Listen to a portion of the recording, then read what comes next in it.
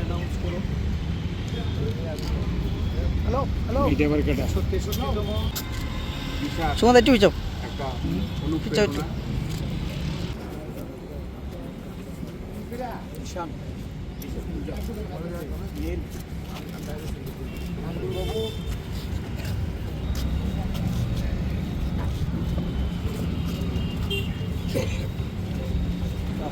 আজকে 12ই জানুয়ারি এবং আজকের দিনটি রাজ্যে এবং পুরো দেশে যুবকদের অনুপ্রেরণা শ্রী স্বামী বিবেকানন্দের জন্মদিন এবং আজ ওনার 163তম জন্মদিনে আমরা আমাদের কংগ্রেস ভবনে যুবকদের উদ্দেশ্যে যুব দিবস পালন করছি।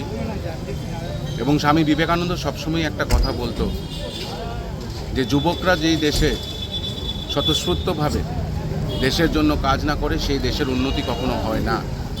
এবং উনি ভারতবর্ষের জন্য এই কথাটাই বলেছিল যে ভারতবর্ষ একটি যুবক রাষ্ট্র। এই রাষ্ট্রে যতদিন না যুবকরা নিজের স্বার্থের জন্য এবং এই দেশের স্বার্থের জন্য কাজ করবে না, ততদিন এই দেশ উজ্জ্বল হবে না। ওনার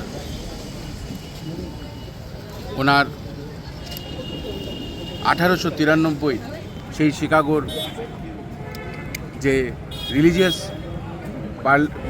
পার্লামেন্টে যে বক্তব্য, যেখানে উনি বলেছিলেন all my dear brothers and sisters of America, যেই কথা শুনে সেখানে লক্ষ লক্ষ শ্রোতারা উন্মাদনায় পাগল হয়ে গেছিল। এবং ওনার দেওয়া প্রত্যেকটি বাণী যুব সমাজের জন্য অত্যন্ত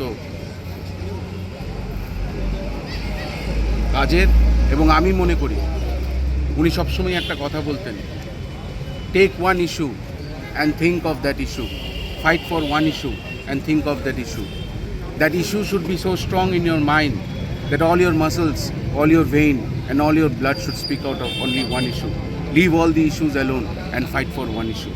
উনি সবসময় বলতেন যুবকদের যে এক হোক এবং এই দেশের বা এই বিশ্বের প্রত্যেকটি গরিব শ্রেণীর মানুষ এবং তাদের বেদনাকে নিজের বেদনা হিসাবে উন্মোদনা